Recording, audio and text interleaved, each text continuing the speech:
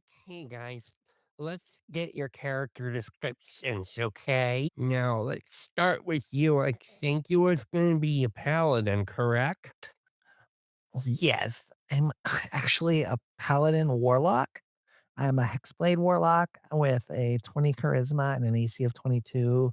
I left my church because I like to kill people.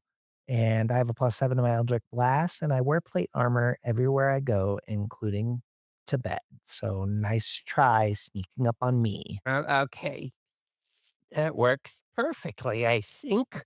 Now, let's see, we've got a new player at the table. What are you gonna be, sir? I'm be a barbarian because barbarians are good, man. Bleh. Okay, that's pretty simple, but my other friend Kevin is here from school. I knew him when I was in high school.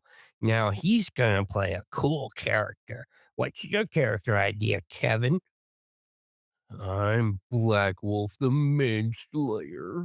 My parents were killed when they were burning down the orphanage I live in, and then my entire village was wiped out by bandits. They were searching for the katana of gold fire, which I now carry to find my long lost brother. I see. Okay, well, anyway, y'all walk into a tavern.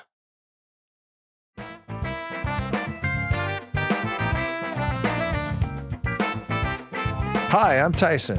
And I'm Mike, and We we argue argue with with dragons. Hello, folks. My name's Tyson. This is Arguing with Dragons, a podcast where two nerds like to have a little bit of fun talking about nerd stuff. I am also Mike. How you doing tonight? I hurt. Ooh, my soul hurts hearing that. What's wrong with you tonight, Mike? Well, besides just being over the age of 30, I think I may have pinched a nerve. Yes, ladies and gentlemen, do not level up past 30 years old because once you do, the simple act of moving sometimes causes immense pain. Mhm.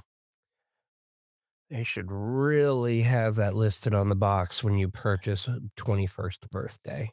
Oh, I know. All they say is, "Oh, you can legally drink now." And then the next thing you know, you can't even do that because you can't deal with a hangover anymore, right?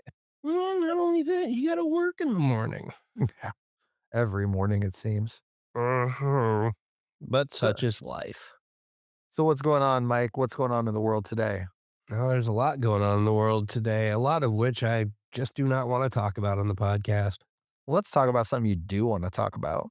All right. How about the fact that there's going to be a Digimon mobile game coming out soon? What? Yeah. Oh my gosh, Digimon? Yeah, dude. I mean, Oh, I know Pokemon is extremely popular, but I rather like Digimon myself. I did too. That was a great show. Yeah, it was fun. I mean, I wasn't a technologically savvy person. I still am not, arguably, but at the time I was like, you know what? This whole digital world seems neat. Is it going to be like a Pokemon Go style game or? Well, from what I read, it's going to be focused on raising your Digimon as a partner as opposed to just sacrificial lamb to whatever fight you're about to get into. Well, that's a step up from Pokemon. Per this article I'm seeing here, the upcoming Digimon mobile game called Digimon Up will allow players to raise, battle, and power up their digital partners and digivolve them all the way from Digi-Egg to Mega Form in the process. Well, that's interesting. I wonder what Yeah. kind of choices they're gonna have and if it's gonna be reminiscent of the old TV show or not. Hard to say, hard to say. I mean, I can remember exactly one thing from the show, and that is that the main character's name is Sora. I remember things like Isa Von Toramon and Masabisa Dubandabamon, and everything ended with Mon, and some of them were so convoluted that you could hardly understand what they were saying. I don't know why you did a Jar Jar Binks impression right there, but whatever works. It did just kinda come out that way, didn't it? Yeah. I Mm. mean, they're called Jar Jar Binks, man. One of the villains in Digimon, though, the Vampire Lord, who I think gets out in Myotismon, I believe. yes, he got out into the real world, and he was a villain inspiration for me in Dungeons& and Dragons. Oh, really? Yeah. I came up with this really neat idea, and I remember asking my mom because I was young, like, probably 14, and I was like, "Mom, what's a good name for a bad guy?" And she was watching the news at the time, and guess who was freshly elected president of Russia, Mr. Vladimir Putin?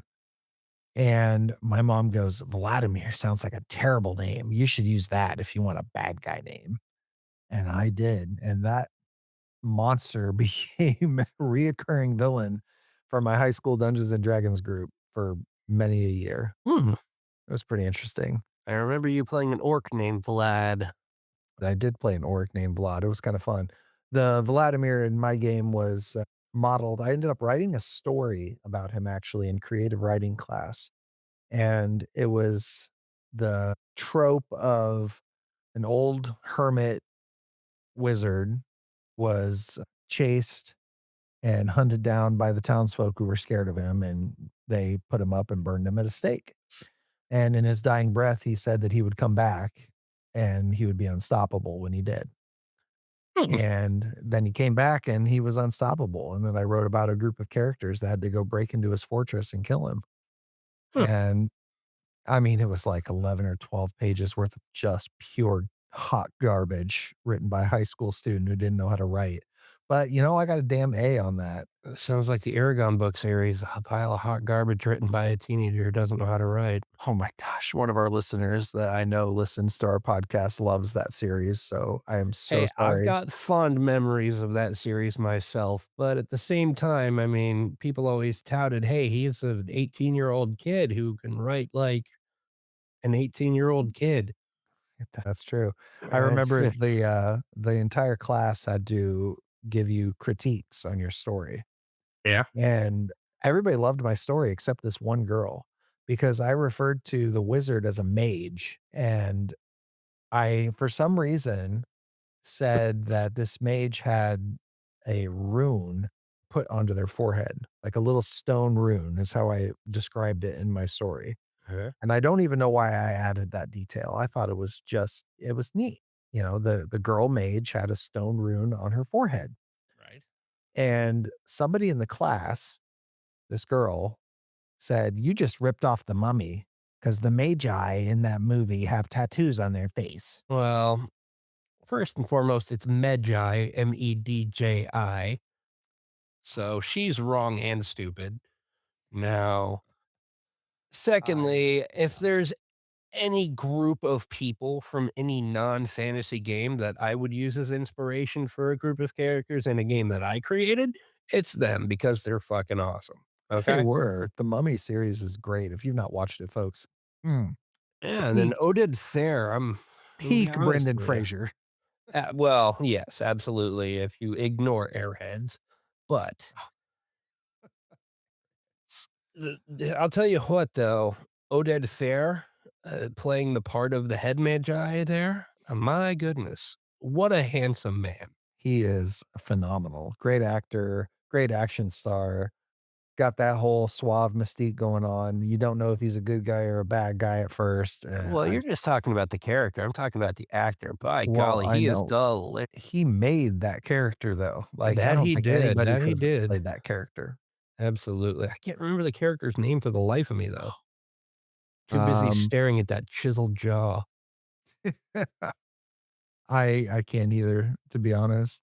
For any listeners who have only heard of me now, I am happily married to a woman. You could have fooled me by listening to you talk about this guy. Hey, if a man's hot, a man's hot. No way No, around I it. I absolutely can admire a handsome man, just not in a sexual way. And, if you do though, listeners, that's fine. I don't care.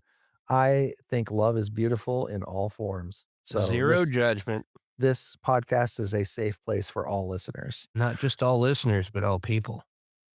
Yeah, all people. No, you know what? If you're not listening to this podcast, I'm sorry, but You're wrong. you are wrong. So you should be listening to Arguing with Dragons, folks. It's a great podcast, and we just have fun on here. And it is a good place to just kick back, put your feet up, and be like, these guys are ri- ridiculous. Why am I listening to them? And that's okay. That's okay. So I got some news though. Adaptations are in, folks.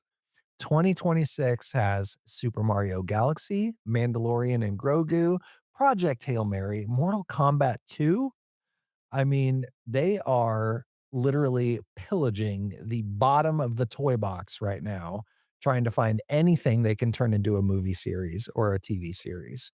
Well, Super Mario Galaxy was all but assured when that first Mario movie came out. That thing went gangbusters. Well, that's true, but it's Yeah. like, I think they're like, whose coattails can we ride here to make these movies? I mean, we got Fallout is spinning off already. Well, it's Zelda not is even in the spinning pipe. off. It's just got its second season recently, and Oh, by no. golly, everybody I loves it. believe they're working on New Vegas. Really? That's what I read, that they're working on the spinoff games of Fallout to put into the TV series. Huh. And now Zelda's coming out. I mean, this is the time to be a nerd. Like, the time. Absolutely. But it You does thought beg a that nerd question. culture was big recently, and by golly, it's only getting bigger. That's what she said. It does beg the question, though. Are these adaptations gonna be good? Or are we gonna lower our standards for the movies and TV series because we know that they will not live up to the original? Both. That's a good answer. And you know how I can get behind that answer, folks? I went this weekend and I saw Project Hail Mary. And if you tuned in a few lightning rounds ago, I did a book review of Project Hail Mary and tried to convince Mike here to read that book. And I know for a fact that he did not. No, you don't. I do. You didn't. Did you read that book, Mike? No, but you got no proof of that. Okay, so my assumption stands. And that movie was freaking awesome. It did not follow the book to a T, and I did not expect it to because it would have been a very long movie, even though I think it clocked in at like 2 hours and 45 minutes, which is That's insanely long. that is nutty. But I tell you what, worth every minute. Excellent humor, excellent tension, beautiful visuals, and Ryan Gosling, perfect, perfect, perfect at playing the character he was meant to play. Another Ryland Grace, gorgeous man. yeah, Ryland Grace is supposed to be like this sarcastic, self-doubting, science teacher who had this brilliant theory about extraterrestrial life, and then the first alien they discover, he's got this theory that aliens are probably not made of water and that we're the exception, that biological life does not need water to live. And then they encounter the first alien, and he's so thrilled when he breaks open its shell and looks inside and sees a cell made of water. Yes. You just see the man die on screen. It's wonderful. But if you have not gotten a chance to go see that movie, please do. It is well worth it. I kicked my feet up in an LDX theater with my son, and we enjoyed it so much. It's LDX theater, huh? Aren't you bougie? Well, 2 tickets were only $24, and I think that's pretty damn reasonable for being able to put your legs up in a reclining seat and not have anybody sitting in front of you blocking your view, and to just kick back and enjoy a movie. I'd rather Now, take the non-reclining seats in the AM or the AMC theaters that we have in, my hometown, where $20 will get you 2 tickets, a large popcorn, and a large drink for 2 people. no, it's okay. We can have a difference of opinion on that. That's fine. I will happily sacrifice my comfort for, being a cheapskate. That's fair. All right. We're going to talk a little bit about tonight, folks, tabletop role playing games. I think we're going to not necessarily do a full mini series, but we're going to be touching on the subject a lot, I think, over the next month, leading up to our wonderful road trip that Mike and I are going to take down to Kansas City for the Midwest GameFest tabletop gaming convention. Oh, And yeah. I know, I'm so excited. It's going to be Would you great. say that it's going to be an extravaganza? I think we're going to optimize the fun out of it. I sure hope not. I know, because optimization kinda sucks sometimes, doesn't it? I mean, yeah. No, maybe. Depends. So, folks, This tonight podcast not sponsored by Depends. we're gonna talk tonight about optimization in role-playing games and how it breaks immersion, and at least that's what I'm gonna talk about, Well, and I'm going to argue that it doesn't always break immersion. a little bit later in the show, folks, we're gonna bring in Travis, our good friend, who is the poster child of hyper optimization of a D&D character. I think he just eats, breathes, and sleeps having the most overpowered D&D character you can possibly imagine. And he's going to explain why he thinks that's okay. And I'm going to listen and bite my tongue. But before we do that, Mike, I think we need to explain to our listeners exactly what the hell we're talking about, don't we? I suppose we should. I mean, there's got to be people out there listening, possibly one of the three people who listen to this that don't know what D&D really is. All right, it's time for a lore dump, Mike. Oh my.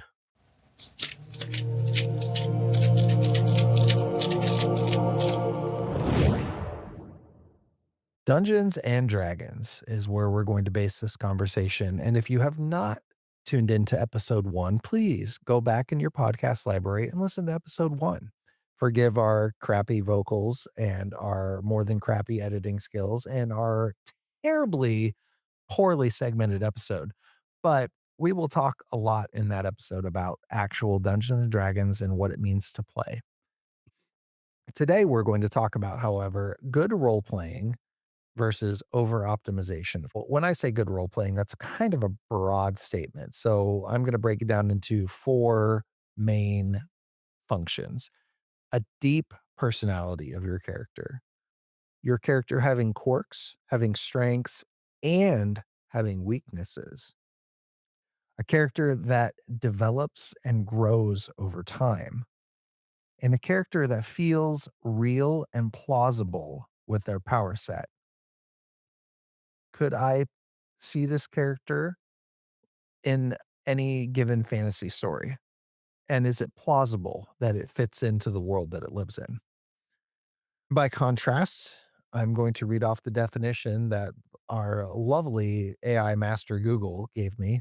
An over-optimized D&D character, often called hyper-optimized or broken, is a character built to maximize one or more mechanical aspects like damage output, armor class, spell efficiency to an extreme degree, frequently at the expense of roleplay, narrative consistency, or party balance. While standard optimization or mid maxing ensures a character is effective in their role, over optimization often involves using obscure rules, power gaming, or multi-classing in ways that feel disconnected from the story, such as gaining a new unrelated class level suddenly upon leveling up. Does Not that that make I sense would to know you? anything about that. No, I think anybody who's ever played Dungeons and Dragons has done it in the past, you know. And Yeah, I'm perfect. well, hear that, folks? If you believe Mike is perfect, please write in arguingwithdragons@gmail.com and say, Mike, you are just perfect. Don't you change a thing. Tell me about a good role play experience, Mike, something you've seen in a game. I'm gonna say I was probably in my mid-20s at the time. Played in a, group session at a local gaming shop, and, it was supposed to be a one shot, but the, guy who was DMing decided to take it back to his place instead of the gaming shop after this little event was over and just do multiple sessions. So it was about session 3 that I realized his story was not terribly well put together, but he was trying, and, bless him for it. He was rather good with words, but not great at telling a story. But there was this other guy there who was just hanging on to every single word that this guy was saying, and, he became his character as soon as he walked through that front door every time we got together for a session. And my goodness, I admire the hell out of that guy. So when you say he became his character, Uh-huh. give me some examples of what you mean by that. he acted the scenes that he was in just as though he were an actor on stage or in a movie. A good actor, I should say, not Beyonce trying to act or anything, but I'm saying he really put his heart and soul into acting out everything that took place with his character. Okay. Now, it was to the point where it was almost masochistic, like, if the DM overstepped or misunderstood a rule, he didn't call him out on it, he just went with it. Hmm. Yeah, Sometimes that's for the best, though. it If, can be, it can uh, be. in a situation where you'd have to stop everything and break the immersion to look up a game rule in the middle of a game, it can cause problems, and But that kind of thing's inevitable. it Just is, about it every is. game, there's gonna be a rule that comes up once in a while. Yeah, Like, "Okay, remind me how that spell works," or, "Hey, does your bow have that much range on it?" and, we do that all the time in our games. Yeah, absolutely. Me and Mike play D&D together almost every Sunday, Yeah. and when that comes up, when I role play and DM, I ask that the players read off their spells so that, Same here. we make sure that everything's on the up and up. And I'll give you a good example as to why it sometimes is necessary. We actually just played, a game this last Sunday. And in the course of this game, we were chasing a vampire. And one of the players in the game said, I think we would all understand that if a vampire charms and what capabilities a vampire charm spell would have. And nobody said anything, but then I spoke up and said, I don't think any of our characters would have any clue what a vampire is capable of. We are all level 2, and none of us have even encountered a single undead adversary at that point. And And then I threw a bunch of zombies at you. yeah, you did. But the other players chimed up and said, yeah, you're right. I don't think any of us would have any clue about vampirism. And then the one player who was clearly metagaming was like, you didn't have any of that indoctrination when you joined this group? And I said, no, literally, he fed us bread and cheese, told us a story about a demon, and sent us on our way. Oh, well, I guess I probably wouldn't either, I guess. And then we moved on. But it's like things like metagaming, which metagaming is the idea that things that you know as a person in the real world are things that your character would not necessarily know in the game. So you have to separate yourself from your character when you play. That's one of the elements of good role playing, It is. is It being is. able to separate the 2. Exactly. And it's very difficult even for experienced players, very difficult. So a good example of role playing for me, I played for years with my nephew, and he was very quiet, very shy when he played. And he tended to always play the hack and slash character. He wanted to be the guy who could do the most damage with an axe every single time. And, I it gets boring after a while running for the same character over and over, but I can't fault him. He's having a good time. That's what he liked. Then we started up a new campaign a couple years ago, and I asked him, I said, okay, what are you bringing to the table? And he said, oh, I got a good one. You'll see. I was like, okay. And then he walks in and he introduces this. And this is coming from this quiet, shy guy who does not talk much. And then he goes, my name is Alex Stormbringer.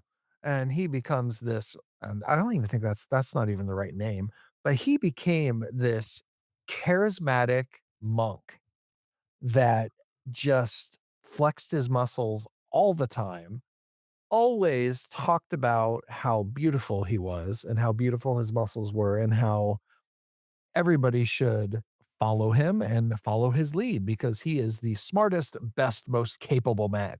And he got into character with this character so well that it was like somebody turned a light switch on and off. When you're talking to my nephew, he's my nephew. And then when he's talking as his character, you turn that switch on, boy, and he's somebody else. And that was beautiful. If Yeah. I could have had 5 of them at my table that day, I would take it every single time. Yeah, I must say, I tend to hang on to some role play elements, you know? I mean, I like to be my character. You do, and Yeah. you play Tharn very well. I do admire that. Well, thank you for that.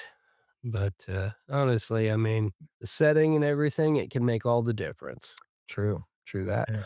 So, hyper optimized, Uh huh. what's your experience with that? Well, I haven't had a ton of hyper optimization horror stories as far as other players are concerned. However, using broken mechanics to hyper optimize how they fight, absolutely. So, we just did a short, if you haven't seen or listened to it, about, trying to find creative ways to make a spell be an instant death, basically. And in the episode, I didn't have a coherent defense, but after recording that episode, I definitely found that the targeting rules of 5th edition Dungeons and Dragons basically prevent every one of those spells from actually doing what Travis, our volunteer over optimizer, said that they would do. Because you have to have a clear path to a seed inside the stomach of a beast in order to cast a spell. You can't actually create a mage hand inside another object. You have to have a clear path with the mage hand to be able to create it. Targeting still matters. The only spell that he did mention that would work would be the shape water, turning it to ice and then dropping it. However, to have that much water, I mean, there's a lot of elements involved there. Go listen to that short and you'll hear. And if you're an experienced D&D player, you'll be laughing your head off at most of it. But those are good examples of over optimizing a spell, usually trying to find a creative way around the rules of the game or to break the spirit of the game just to say, "Oh, well, it doesn't say I can't do that, so I must be able to do it." Well, That is the folly of modern role play. that is. So my examples, my experiences a few years ago, a character was brought to my table to play. And the player said specifically, "This character is designed to piss you off as a dungeon master." And I was like, "Oh boy, here it comes." Well, the character was designed to basically make me as a dungeon master re-roll everything I rolled, eliminating any chance of me ever being able to crit a player or be able to pass a saving throw as a monster. That was the attempt. And it didn't turn out that way. I will not let the wool be pulled over my eyes so easily. But the usage of the spells involved in order to do it actually required the player to roll before I rolled. And after I announced that to them that, "Hey, you can't portend a roll after I've rolled it. You have to do it before I roll." Well, then the argument was, "Well, how do I know every time you're going to roll? That's not fair." And I said, "Well, you need to ask, or you need to say, 'Hey, stop. I'm going to portend this.'" That is allowed, and then after that, the ability really got rarely used or even remembered, and, that's okay. It's okay to come up with a neat, unique character hook to have fun in D&D, but sometimes this over-optimization breaks fun. Over-optimization, and I dare I say, non-story driven multi-classing simply breaks immersion for me, and I feel like it destroys meaningful role play experiences. Yeah, I can get behind that. So, as for this topic, I think we're rolling initiative.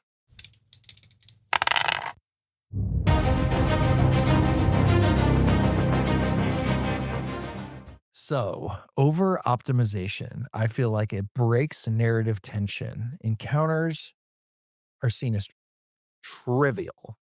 Stakes just disappear. There's no longer stakes.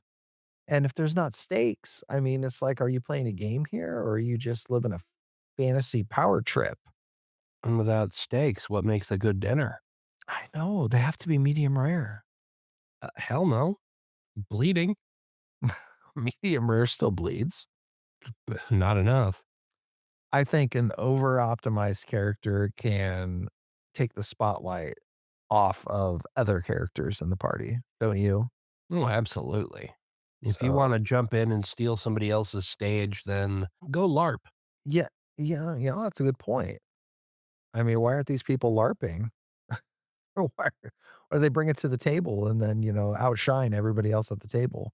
Yeah, I'm glad that you have a plus 36 to whatever stat you're trying to do, but, just because I don't, I mean, I miss every hit and you max damage everything you hit. I mean, it's just how is that fair to every player at the table? Especially role playing can get completely obliterated by this because when a player has all these high stats, a lot of times it's like, okay, well, I'm gonna charm the shopkeep. I'm gonna roll that persuasion check against shop. I got a plus 9 to my persuasion. Why should the shopkeep not just give me everything I want for free? Well, because persuasion is not a charm spell. And there's clear boundaries here, but mid-maxers tend to ignore those boundaries. And charm Ignore spells 'em. don't even work like that. You're right, they don't. Because I don't believe they can charm their way into doing something that completely adversely affects them, right? Well, it's more per wording, the charm spell would not make the intended recipient do something that would be way out of character for them. Mhm.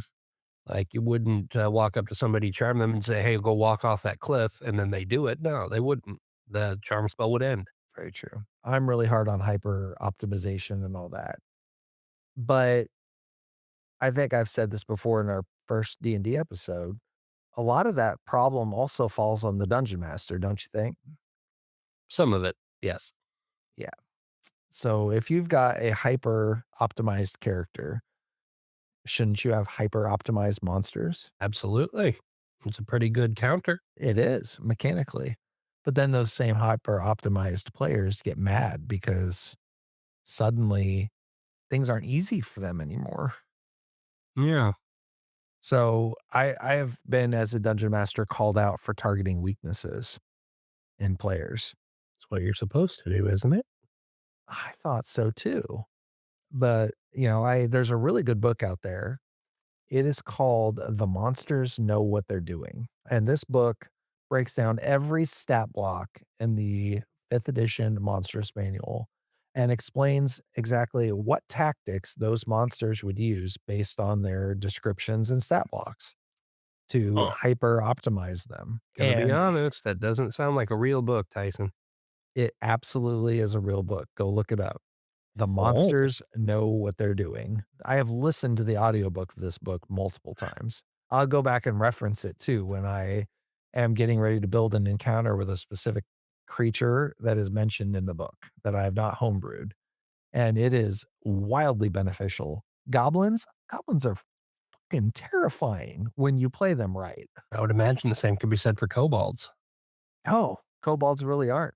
Not nearly as terrifying. I mean, they can when they get pack tactics and they're all rolling advantage.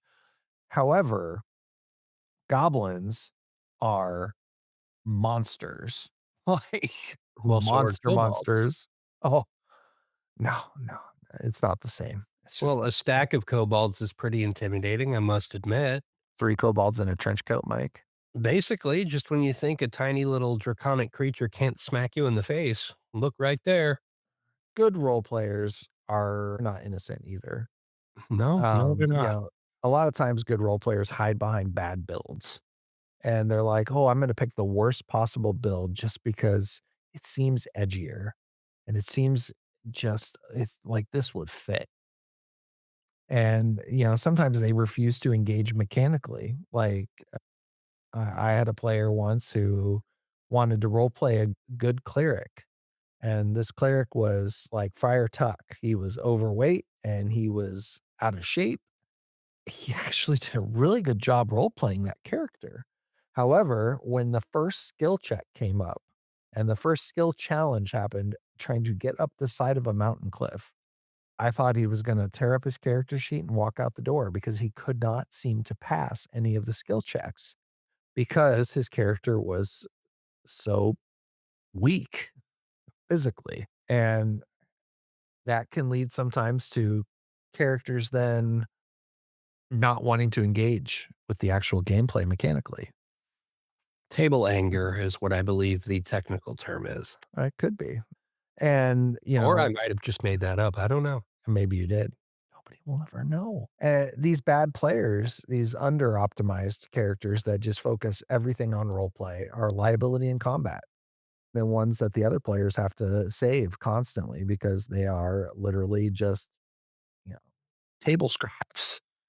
Yeah, if you build a glass cannon and you expect the healer to keep only you alive because you die constantly, come on, Mhm. stop it. So it breaks immersion also if a character is present in a world but could not survive in the world. So that is something that on the opposite side of my argument has to be mentioned. Like the hero of a story has to be strong enough to survive the story. I get that. And that's why I'm pro-choice. So min-maxing becomes a problem though when one player solves every encounter, when others stop making meaningful decisions.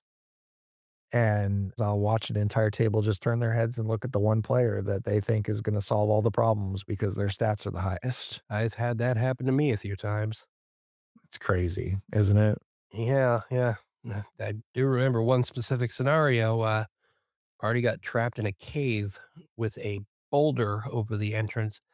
And well, there was a fire and it was filling the room with smoke. We couldn't put the fire out because it was a magical fire.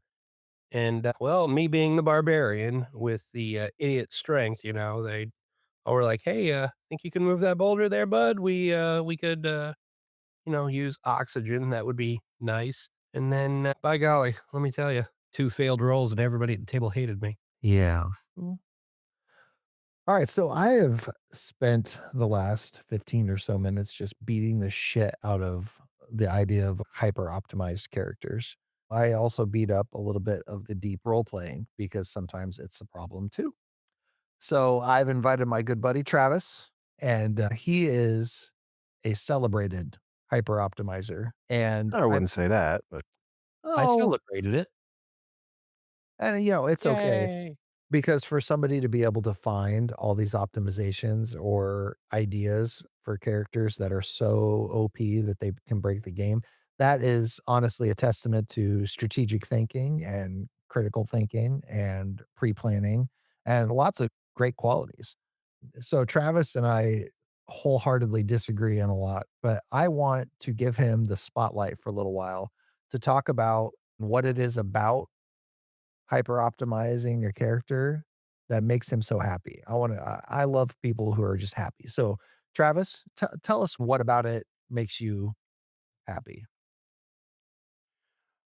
The thing I enjoy about it is it's not something I get to do often, first off, but it's what I enjoy about it is that it just harkens back to the male power trip. I mean, sometimes you just want to beat the absolute living heck out of something. When you find a broken interaction or an interesting interpretation and you have a DM that allows you to use those things, then you just get to have fun and ride whole hog. I mean, you get to do all sorts of crazy stuff in the fantasy world that you don't get to do in the normal world.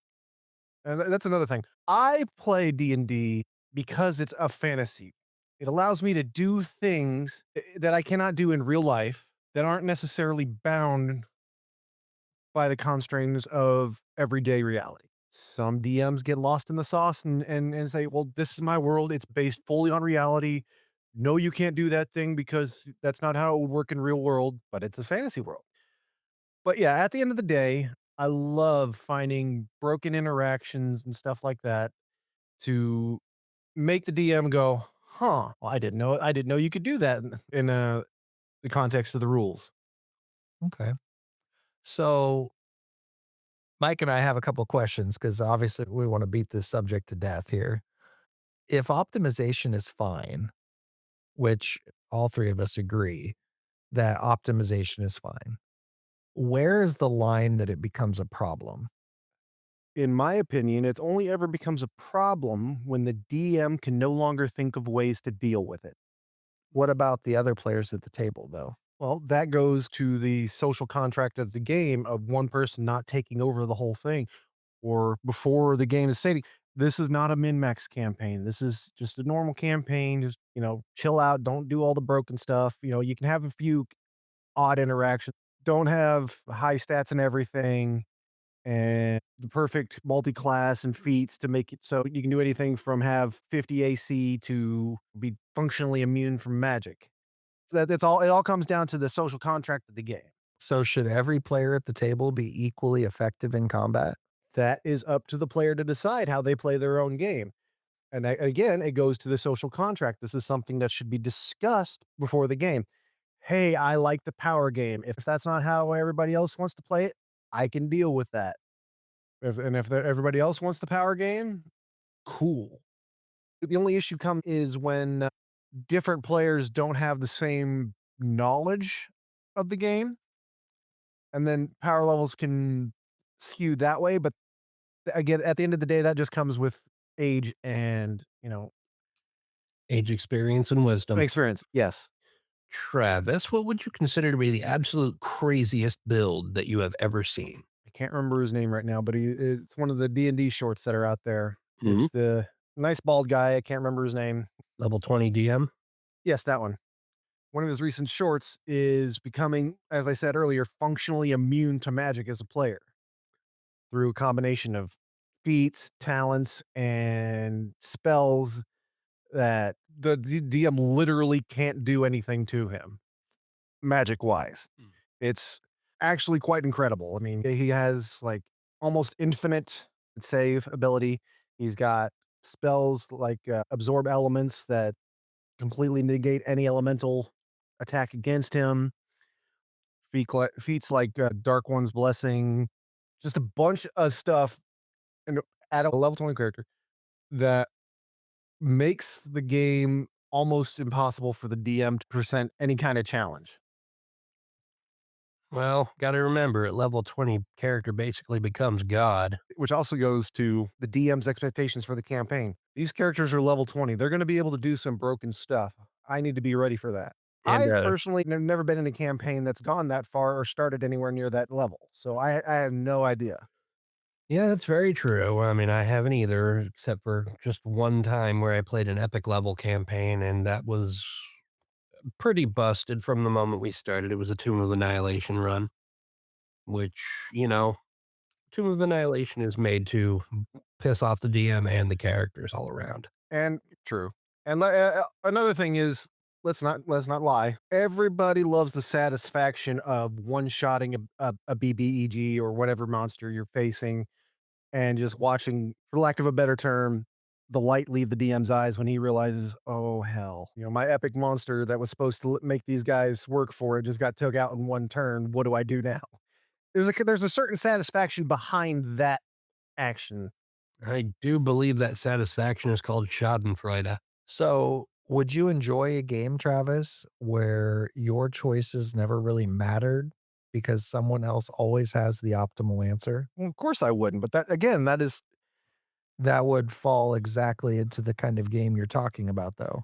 If you are allowed to power game and min max and hyper optimize your character, and everybody else at the table does the same thing, that means there'll be almost no scenario where somebody doesn't have the optimal perfect answer for whatever the DM throws at it. And at that well, point, that's like playing a video game on God mode. which I've done before and is actually fun, but that's beside the point. Again, that comes down to the DM. Well, And I'm not not talking. there's depending on the size of the group, there's no possible way for a group of players to have the answer for every single possible scenario. It's just not possible. It comes to the DM to okay, this is a little bit playing against the player kind of thing, but it comes to the DM to look over his players' abilities and characters and say, okay, these are the things they can do. Their only weaknesses are in this area, this area, and this area. So I need to design counters that not necessarily punch them in the gut in that area, but challenge them towards that area. Like if you have a whole party of wizards, how do you challenge a whole party of wizards that, have reality bending spells? So Give about a them a monster that's quest that immune to sends them magic? into an anti-magic zone, and then put the end of the quest at the top of the tower, a 5-story tower where they have to walk up a spiral stairs all the way up there. By the time they have to get up there, if they go, they're gonna be huffing. There's still ways for them to actually fight and complete the quest, but that is a way for the DM to challenge players. Wouldn't that just take away their agency though? You make a magic user to use magic and then you place them in a field where they can no longer use any of their primary abilities. I can speak from personal experience that yes, that does suck. Same. As long as it's not a permanent situation or a semi-permanent situation. But if you would put them in a temporary situation where they can't use all of their abilities and have to use different faculties within their abilities, then that's how you can create an enjoyable yet challenging encounter. On occasion, not every single encounter has to be a challenge. We've talked about this before where every encounter is a challenge, and that's bogs down the story, bogs down the gameplay. Since I've got two of you here, we'll talk about how do we fix it? How do we keep the players feeling optimized, but not becoming a Mary Sue? At the end of the day, it comes down to DM. Yes, the story is a cooperation between player and DM, but if the DM doesn't give the players the opportunity or the impetus to change or do something in a different way, then the characters are going to just continue to do things the way they've done it. Oh, we're going up against 15 guys, fireball, fireball, fireball, move on. Or there's this big heavy door that's locked in front of me. Oh, barbarian's just going to knock it down. It comes down to the DM recognizing that he has let his campaign slip into that kind of a, a campaign and to adjust things to nudge people back onto a more interesting and challenging path. Otherwise, it's just going to become this a repetitive, boring, run into a bunch of guys, beat the living shit out of them, move on. Okay. Well, as far as countering over optimization goes, I honestly say that giving personal challenges to each individual player would be a good step in the right direction for that. Not necessarily a challenge that plays into what they have over optimized, but more so, say you've got a fighter who just cannot miss, cannot take damage, and just always wins, unmatched with a sword. Okay, to escape this room, you have to solve the puzzle. No combat, just your wits. Cater a challenge to them that goes against their over optimization. Okay. So my solution, or at least an idea for a solution, and you guys can voice your opinions on it when I finish. Oh, don't worry, we Um, will. I feel, and you guys both know me, I'm big on the story-driven narrative. I am Absolutely. all about the story, and I'm all about the plot, and I'm all about character development, and as far as I'm concerned, I don't even care about anybody's character classes or their abilities or all that. I wanna see their personalities shine. So, my counter for over-optimization is not to counter it. If you want to be an optimized character, if you want to multi-class into something ridiculous, if you want to pick up a new spell so that you can twist it around, you need to have a narrative reason for it. You need to have a story-driven reason for it. I feel characters shouldn't even be able to use their subclasses until the story makes sense for them to have the powers. The fighter doesn't just wake up one day and become an Eldritch Knight and be Eldritch, but okay. yeah, I knew you'd do that. He doesn't just wake up and become an Eldritch Knight. He must study. He has to have something happen to him. There has to be some narrative reason. The paladin doesn't just wake up one day like in our intro and become a hexblade warlock and then start talking to a patron and all that. There needs to be a story-driven narrative for it. Things that abilities a player gains should be story-driven. There should be a reason for them because then it makes more sense for that player to have that ability in whatever world or context they have it in. And that way you don't have to necessarily counter the ridiculous build or the ridiculous race class combo or whatever ridiculousness. It just makes sense for the situation you're in. And that would be acceptable to me. And as for the mechanical side, anything a player can do, so can a monster. And knowing that, that should put the fear of God into any min-maxer because they're not safe. If anything they can do, a monster can do. And that's a fair statement. But it goes back to what I was saying earlier about the social contract between the DM and the player. That needs to be stated at the very beginning of the campaign. I do story-driven campaigns. If you wanna do something, you need to do it within the context of a narrative. Mm. That way the player knows, "Hey, this is gonna be a slower game. I'm not gonna be able to do all the cool stuff that I can do when I game at home. I'm gonna have to just, take it slow, and if this campaign takes 7 years to get, 3 levels, I mean, that's what the DM wants."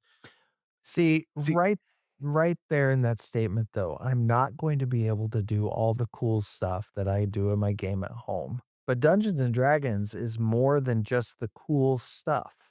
A tabletop role-playing game is more than just the mechanics behind the game. It's more than the spells, it's more than the flashy abilities. for you, yes, but it's not gonna be the same way for everyone. That's why it needs to be stated at the beginning and a discussion between all the players and the DM. A lot of people are influenced by shorts and things like Critical Role and stuff like that, where they see the people doing the broken stuff and they're like, "Yeah, that is so much fun. It's such a fast-paced, fun game." And then they sit down and get to it, and they have a DM who's like, "Okay, we're going to spend this entire session in the inn talking to 3 people." And then the player is going to be like, "Well, crap. This isn't as fun as I thought it was going to be." Well, other side of the same coin. I mean, spending the entire session in an inn talking to 3 people, I would argue is just as bad as spending 5 hours out of a 6-hour session in one combat encounter. It's fair play. Yeah. There's gotta be a good balance. Especially listening to one player at the table making all the good rolls while 3 other players can't seem to do jack, which is what ends That's up happening for most games where one player is power gaming while the others are not. And that spotlight then becomes all about them. Like, why do I even have a character here if he can solo the boss? right, but we've already discussed that. That's why I said, it's something that needs to be discussed at the beginning of the Mhm. game. I like to power game. And if that's not what we want to do, that's fine. I can deal with that. But if we're gonna power game, I'm gonna power game. Mhm. And if you can't keep up, well, I'm sorry. At the end of the day, you can't just say, okay, this person's too powerful, so we're just not going to do that anymore. So, ladies and gentlemen, listeners out there, I think what Travis is saying and what I'll totally 120% agree with him, you need to have a good, solid session 0 with all of your players present. And that session 0 needs to cover all of these topics we discussed tonight. Mhm. That was a great time. I think that was a good, healthy conversation to have about Dungeons and Dragons. Don't you guys agree? Yeah. Yeah. I'm glad I could be a part of it. Well, thank you, Travis. I do like having you on the show. It definitely gives a new tone to the conversation that sometimes I feel is definitely needed. Because me and Mike, we just sit on this mic and goof off all night and pick our noses and shit. Hey, how do you know? I know we don't even have We've known cameras on us. We've just we've known you known you that for long. 15 years, man. Yeah. We know you. Oh, well, So, fair enough. Mike, how would you rate power gaming on our tier scale? I would say Goblin, to be perfectly honest. It's not gonna be the worst thing you can do with a game. Not even gonna venture on what is the worst thing you can do in a game because, might trigger some people. But either way, yeah, the Goblin tier seems about right for it. Yeah, see, Mike, I agree with you. I think it's definitely Goblin tier. It doesn't necessarily have to ruin a game because, like Travis stated, it really comes down to the DM and the kind of game the DM wants to run. And not everybody who power games also doesn't role play. So there's good opportunities to role play your power gamer and to Absolutely. have a lot of fun doing it. Bad players ruin games, not hyper optimized. and hyper optimization. I think personally that these YouTube shorts that are all out there, I think these influencers are doing more damage than they're doing good to the community. They're preaching all these rules instead of preaching to players about being good players and listening to your DM and how the story they want to tell and all that. Because I promise you, Travis, a lot of players out there aren't going to take their time to try to understand what kind of game the DMs want to run. And lots I of know. players will not follow the social contract that is set up at session 0. A lot of players will sit at that table and think, well, I'm a part of this game now. When I hit level 3, I'm going to do this, this, and this. And I bet you anything it's going to be okay. And they'll surprise you every stinking time with some cockamamie bullshit idea. And, I've been a DM for 20 years plus now. All right. Well, I think that's going to conclude our episode. Hey, like we said before, Mike and I will be at the Midwest GameFest in Kansas City on April 24th, 25th, and 26th. Hell yeah. So make sure you come all the way down to Kansas City and you sit down with us, you get an interview, get a free t-shirt. I've got like 20 something t-shirts to give out to listeners. Or And come all the way up if you are in the southern states. do you think they listen to us in Texas, Mike? Almost certainly not. They're too busy watching Fox News. No. If you live in Texas, folks, I promise you, one of our good friends lives in Texas. And I promise you, if he could make it up to Kansas City, he would definitely come see us. Hell yeah. All right, folks, that's going to wrap it up for us tonight. Make sure you are enjoying your time with your friends playing D&D and not bickering over rules. Well, your math rocks. Enjoy your math rocks. Yes. Clicky clacky number of cubes, prism, crystal things. All right, folks. Have a great night. We'll see you next week. Signing off.